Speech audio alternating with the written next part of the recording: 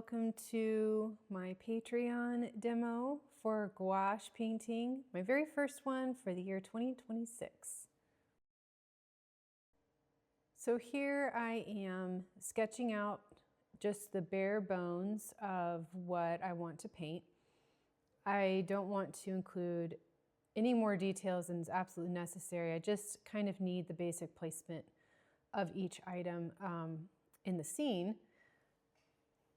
I don't want to put in unnecessary information in the drawing part because then it makes me want to add too many details in the finished painting. So I'm really just focused on the big shapes. And paintings like this one do require, for me, a little bit more drawing just because there's a lot of elements and perspective and drawing accuracy are important for a painting like this. It's not a tree or some grass where you can make it any shape or size you want really and it'll look fine. I just have to make sure everything is accurate and the perspective is correct. And I'm actually drawing out the light and dark shapes as well. The light and the shadow patterns on the bed are in this drawing as well. So the list of the materials that I'm using is included in the description of this video in the post on my Patreon channel. So if you're curious about the specific colors I'm using, the specific paper I'm using, or my brushes, it's all in there and you can find exactly what I used for this demo there. Now, it was a little difficult for me to figure out exactly where I wanted to start. I kind of wanted to start in an area that didn't matter as much so that I could start establishing a value structure. So I chose to do the background wall first. And I just wanted to get something down. If you're ever stuck at how to start a painting, the first thing you should ask yourself is, what do I feel like I can paint correct first? Like, what is one part of this painting that I feel like I can get right off the bat? That's what you should paint first. At least get the basic bare bones in, a value mass for that area and a color chosen, because your first marks inform the rest of your painting. You're constantly comparing and contrasting what you lay down to what you laid down previously. And if what you lay down from the very start is wrong, the rest of the painting's going to struggle as well. So it's always best to try to start in an area you think you can get correct right off the bat, and that'll help you be more successful as you work on the painting. So you're comparing accurately between the colors and the values. So I'm working on the dark shadow shapes right now, and you'll notice that I've kind of varied the colors. That's because that's what I see.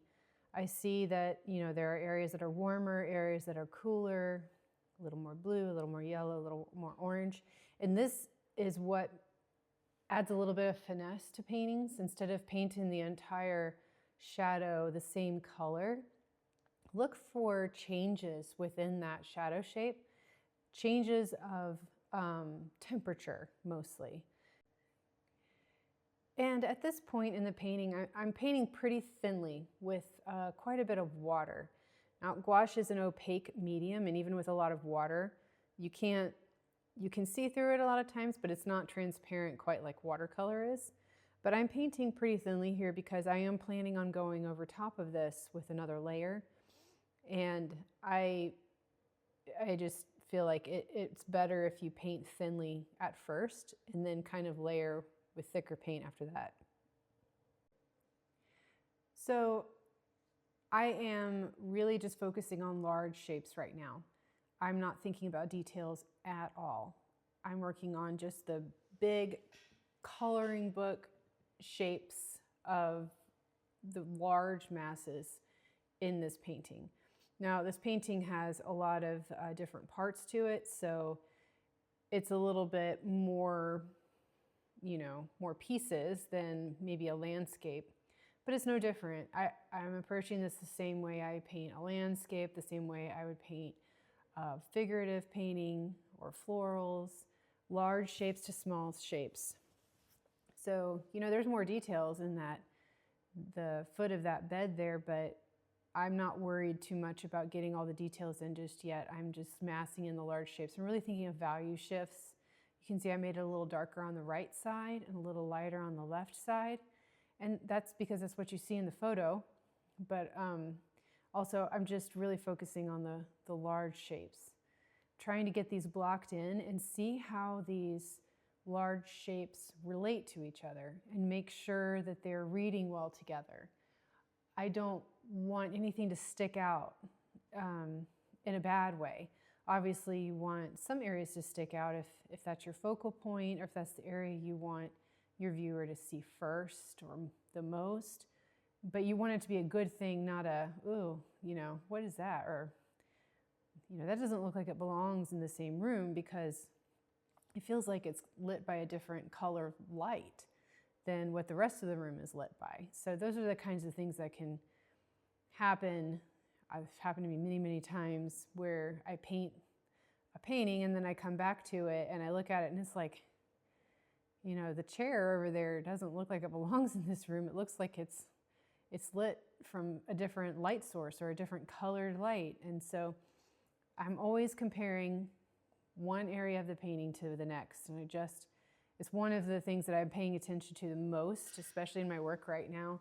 I didn't used to do this. I guess this is an area that I've grown in over the last few years, where I'm really paying attention to how the painting is fitting together as a whole and making sure that it's coming up together, that it's being built up together, that it looks cohesive, that it's lit by the same light source, the same color of light, same atmosphere.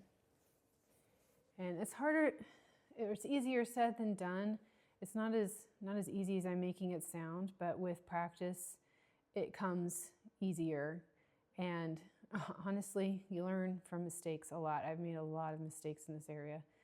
And not saying that this painting's perfect at all. I probably could have done better on some of the colors and the temperatures and the values, but it's all a learning process. I'm learning too and trying to get better every day, just like all of you artists. Everyone's always trying to get better.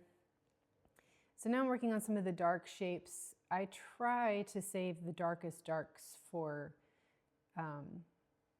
not the beginning of the painting. Like I try to save them for later, because if I paint the darkest colors first, the whole painting becomes dark and the whole thing needs to be lightened up. So I try to purposefully paint only the midtones first, really, and then I move to the darks and the lights. Here's the light side of the bed. Now I bumped up the saturation of the blue of the bed on purpose because it's a very warm painting. There's a lot of orange and yellow, and I chose to pump up that blue a little bit because I wanted a pop of blue amongst all of that warmth. And I'm really happy that I did that. I feel like in the end, it looks really good.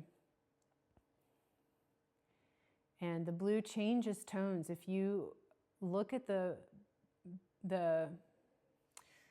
comforter on the bed, you can see the color temperature change as the form turns. You can see that it's a warmer blue on the top and a cooler blue at the bottom, even though it's the same value. They're both in the same light, but one is warmer, one's cooler. So I tried to embrace that and run with that. Here I'm working on getting the rest of the headboard in. I had painted over part of it with the background wall color. Now I'm going back over it and putting that part back in. Now the bed frame is a warm brown color, and in the light, the strong light here where I'm painting, it's super orange, very, very orange, and almost a pure yellow in spots. And it's very difficult to make yourself use that color in that spot because it doesn't seem right. It doesn't seem like it should go there, but I have learned from many, many times that brown color and strong, warm sunlight is orange, like bright orange. And here you can see I'm using it, and it looks right once you put it down, but it's really hard to make yourself put it down because it just doesn't seem like it would be that color, but it is. Here I'm just finessing a couple areas. The wall doesn't really have any light on it. There's a little patch of light right there, but I chose not really to paint that, but I wanted to warm it up a little bit in that spot. So now I'm putting in the lights, and I'm trying to mass them in. I just want to get the whole mass of light in first. I don't want to get bogged down with the details yet. And this is really, these light shapes are really the last of the large shapes for this painting. And I'm trying to alter the temperatures and the tones a little bit just to keep it interesting. I'm trying not to posterize it. Gouache can look like a poster sometimes, especially if you use a lot of like flat color that doesn't vary that much in temperature. There's no warms or cools in there. And it can start looking like a poster. And I actually really like that look, but being a fine artist, I want it to be more a piece of art, a piece of fine art versus like an illustration or like an advertisement or something like that. So I'm trying to vary the temperature of the light. You can see it's warmer in some areas, cooler in other areas, and I vary it even more later on. Paying attention to the what do you call it, the edges where all of the shapes meet together. I try to make sure I'm not using too many hard or harsh edges. Now around the light here, you see I'm putting a light orange color in. That is, I forget what that's called. There's actually a term for that. But if you have harsh sunlight, especially outside on a building, for instance, or even in the grass, sometimes you can see a transition zone between the lightest light of the sun and that shadow shape. There's like a little bit of a transition zone that's very, very, very often orange or yellow or even red sometimes. It's usually one of those colors. And I forget the science behind it, but it's actually the way, it's something scientific, the way the light bends. And I could see it in the photo. You can see it in the photo, this transition orange area around the light shape. So I made sure to put that in, and it really makes it feel like it's glowing. It really feels very glowy after you add that part in.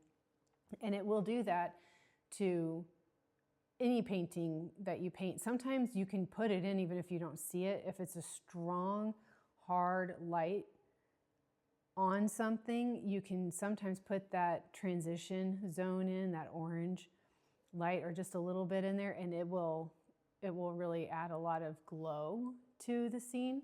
Even if you don't always see it, sometimes I add it in.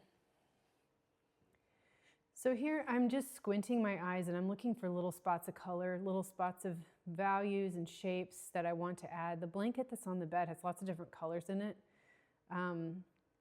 It's a fall blanket. It has fall leaves on it. And I wasn't really worried about what it was I was painting. I'm not painting fall leaves, but I wanted to kind of indicate a little bit of a pattern on the blanket. So that's what I'm working on right now. And I'm not trying to be too specific about it. I'm just having fun picking out different colors and different shapes and just putting them in where I see them. Whether,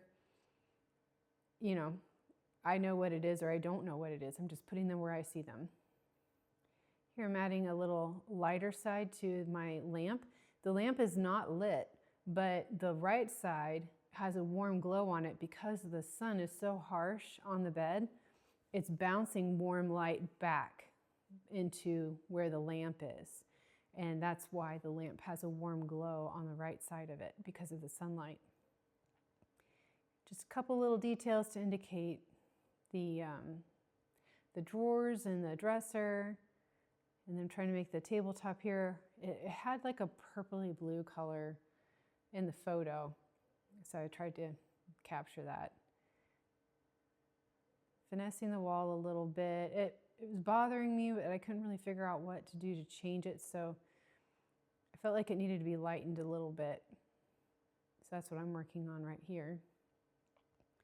Now I'm working in layers with gouache. When you work with layers, it does bleed through. The layers underneath will bleed through a little bit. So unless you use really thick gouache paint without much water in it, only then would you be able to put a layer on there and not have it bleed through. But it does, when I say bleed through, that sounds scary. It's not like watercolor. It doesn't bleed through like crazy. It's just a little bit. It's just, but that can actually help you out a little bit as you're painting, the layers kind of bleeding through to each other, because it helps create a harmony, a color harmony in the painting. I don't mind it at all. I've gotten used to it. It can be frustrating when you're trying to fix something and every time it dries, it looks like it was the same thing that it was before when you fixed it. So especially if you're trying to change an area that you've painted significantly, you might have to make the paint thicker in order to keep it from, you know, soaking up that underlayer quite as much, or for that underlayer to not show through as much. For instance, if you paint with white gouache and then you paint something over top of the white gouache, that white will make it look a little chalky. It will bleed into the upper layers a little bit. So that's an area where it's a little more difficult to paint over top of. It's difficult to cover white with a solid flat color because it will bleed through a little bit. It's easier to go light over dark than it is to go dark over light.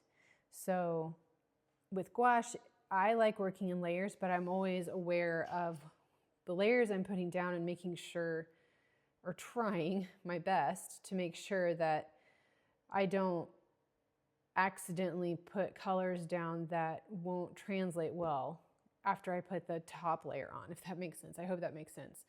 So I would never go crazy with the white color and paint it in a bunch of areas thinking, oh, I can just go over it.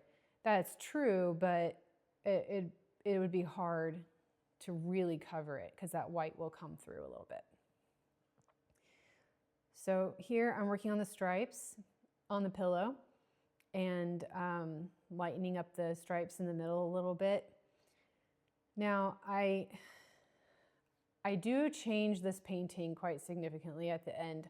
I think I go a little bit too far into the details because I finished the painting and I actually signed it and took the tape off. You'll see, I sign it and then you'll see another frame where the tape is off. That's because I took the tape off and I set it up on the other side of my studio thinking I was done. And then after I sat and looked at it for a little bit, I realized that I got too carried away with the details in this blanket and on the pillows. The painting is about the light shape, the sunlight shape on the bed. That's what the painting's about. And I created, you'll see, I created so many details in the bed and on the pillow that it kind of took away from it. It kind of just made it less important, made the actual light itself less important. So I end up blurring some of that. So you get to see, like, I take it too far. I take the details too far and then I backtrack, and you'll see how I do that a little bit here at the very end of the video. So here I'm working on a little more details. This light shape that's on the blue of the bed really needs to be a different color.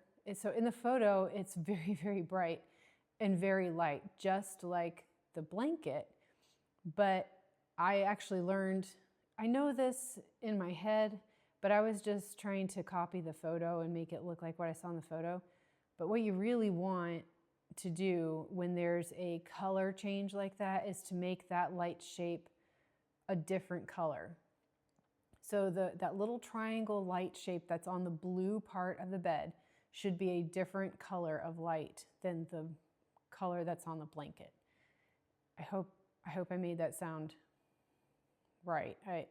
So you'll see later I paint it a little bit different of a color. It should still be a very light value. It shouldn't really change in value, maybe just a tiny bit darker because the bedspread itself is much darker than the blanket.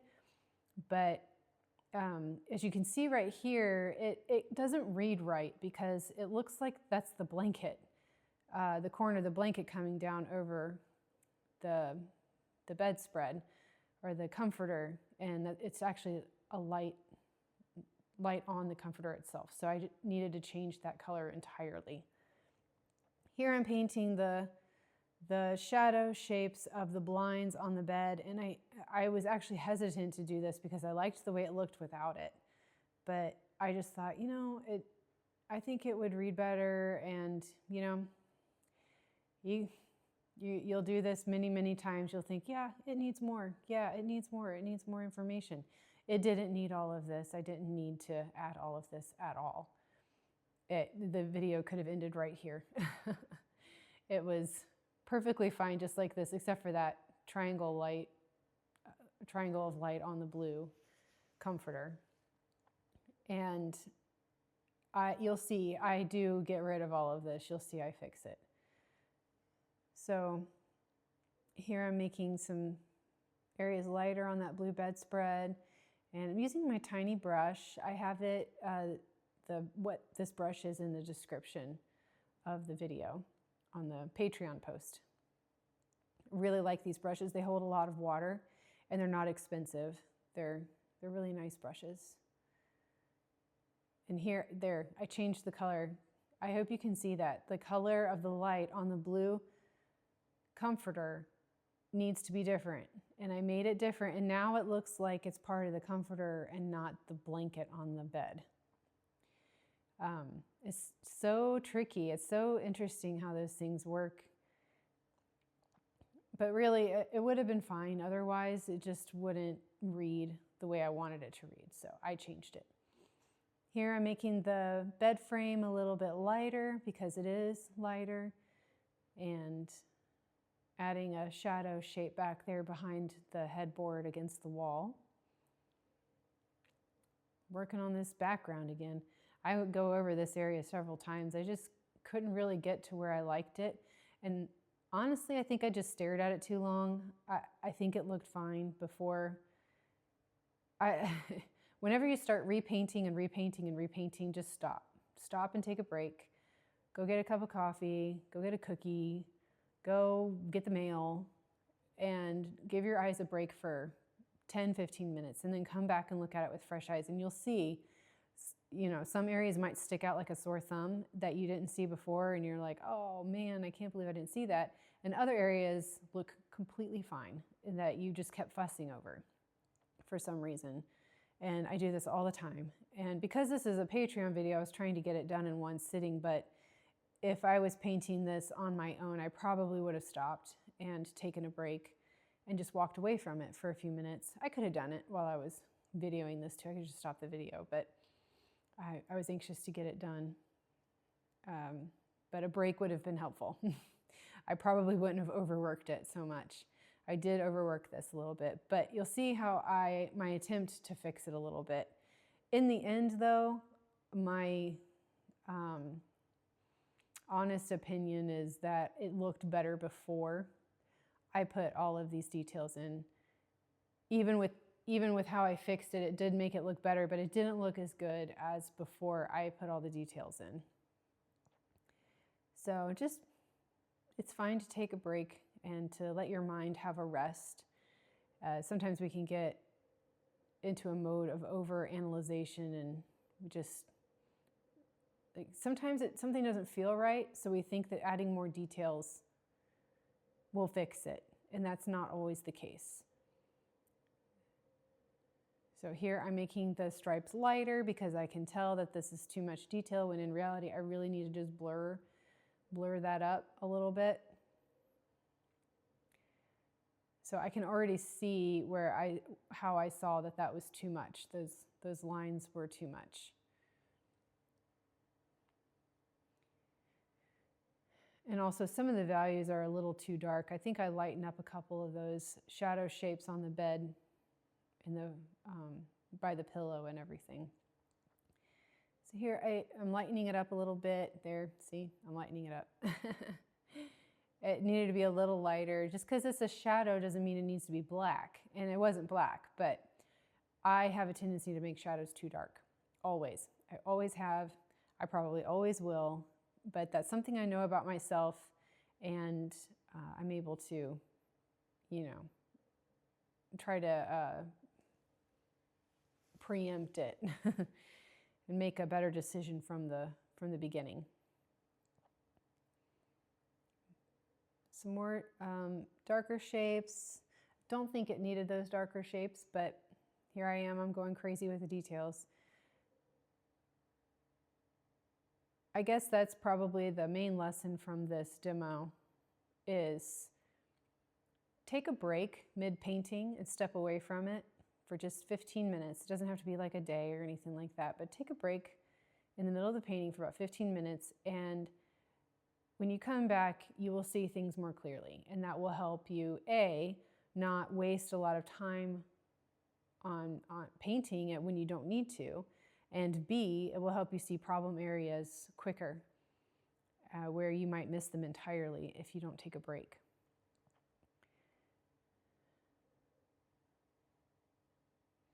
So I'm adding a little bit of warmth to the bed here. I felt like the blue needed a little bit of warmth, probably from like the warmth of the bed reflecting into it, the bed frame reflecting into it. Fixing a little white spot that was showing through. Adding a little warmth to that corner back there. I'm painting the picture frame, paying attention to the light and the shadow shapes.